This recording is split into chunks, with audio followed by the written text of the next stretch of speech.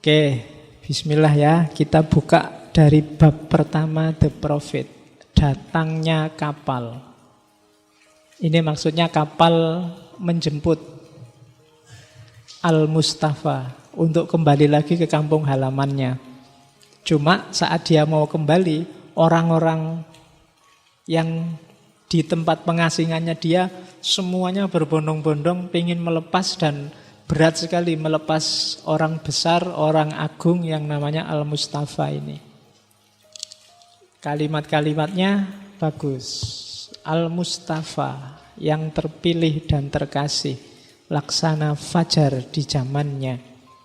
12 tahun lamanya terdampar di kota Orphalis.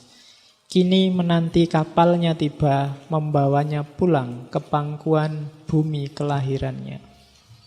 Titik-titik itu berarti ada yang saya loncati. Itu nanti orang-orang pada datang semua, tanya macam-macam, intinya berat sekali kalau mau ditinggalkan Al-Mustafa. Terus Al-Mustafa bilang, aku si pencari kesunyian. Mustika apakah yang telah kutemukan di dalamnya yang patut kuwariskan?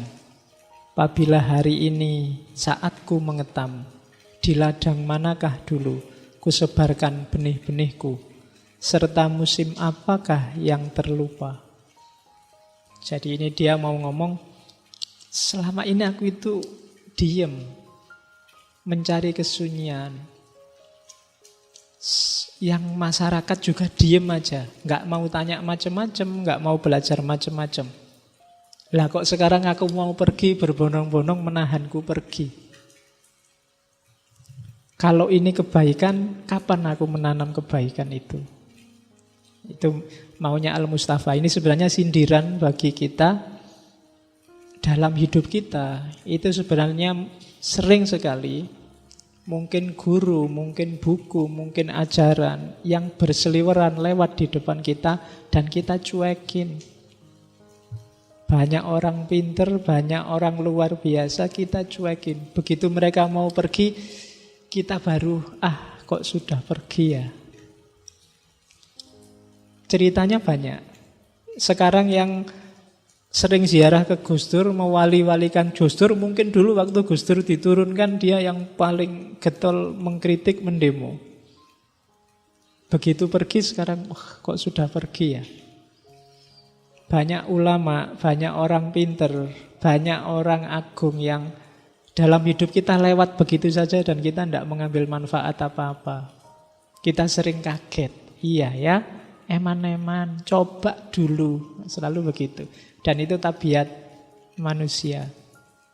Jadi satu bait itu menurutku maknanya ke situ.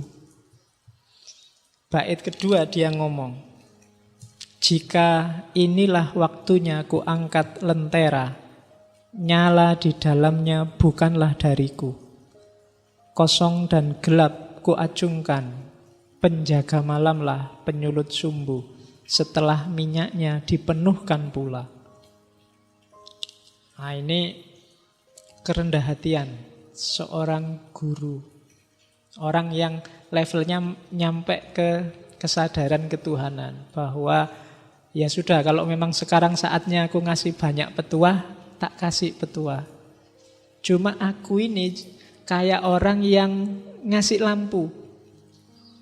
Lampu ini dia menyala, bikin kamu terang atau enggak tergantung aku.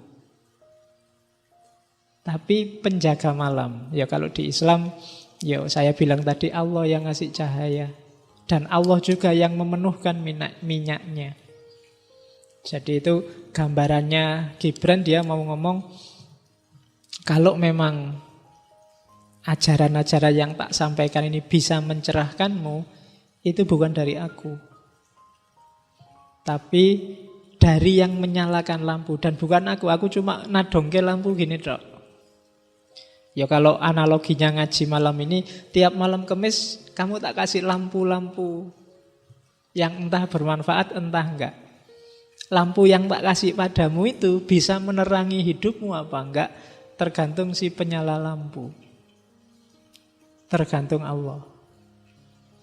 Jadi di antara sekian, mungkin sudah 100 berapa kita ngaji itu, mungkin ada salah satu yang lampunya menyala.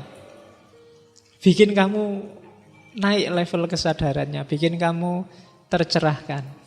Nah itu alhamdulillah. Kalau enggak, ya ditunggu aja. Sopo ngerti lampu-lampu yang akan datang bisa bikin hidupmu cerah. Ya enggak cuma ngaji ini, semua ngaji, semua kajian. Mungkin justru bukan lampu ini, tapi dari lampu-lampu yang dibawa ustadz-ustadz di TV itu. Mungkin lampunya Mama Dede, lampunya Ustadz Maulana, apa lampunya sopono yang di TV-TV itu. Lu sopo ngerti? Oke, lu saya pagi-pagi mendengarkan Mama Dede dapat pencerahan luar biasa. Ada ibu-ibu yang tanya, Mama, suamiku kawin lagi. Mama Dede jawabannya, ibu yang salah. Kenapa sampai bisa suaminya tertarik ke wanita yang lain? Tidak tertarik ke ibu saja. Jawabannya ampuh itu. Ada orang curhat malah dimarahi. Ya, malah. Loh kan kamu tidak mikir kan, biasanya kalau ada orang tanya suamiku nikah lagi, kan yang dimarah-marahi yang nikah lagi. Ternyata bisa juga yang dijawab, yang dimarah-marahi yang ngadu suaminya nikah lagi.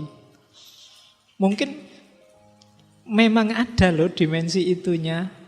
Kenapa kok bisa sampai suaminya nggak betah di rumah? Mbok dibikin betah. Loh itu sudut pandang yang khas. Mungkin kamu nggak mikir ke situ. Tapi Mama Dede bisa mikir ke situ.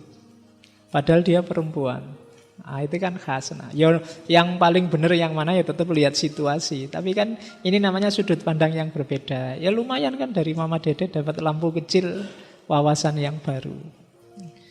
Oke, hari ini kan kita suka ngeritik tuh, apa-apa dikritik, semuanya disalah-salahkan. Nggak, ambil manfaat dari apa saja yang bisa kamu ambil. Oke, nah terus setelah Mustafa ngomong begitu, orang-orang kemudian bilang, Laksana ruh, engkau hidup di antara kami. Dan bayang-bayangmu menyabutkan cahaya di atas wajah kami. Kami telah menyayangimu, namun dengan kasih yang membisu. Serba terselubung oleh aneka macam kerudung. Tapi kini kasih kami menjerit kepadamu tanpa tedeng aling-aling semu. Ini terjemahan Indonesia ya, tedeng aling-aling. Memang bukan selamanya kasih sayang itu, memang bukankah selamanya kasih sayang itu tak menyadari kedalamannya sendiri sampai datang saat berpisah.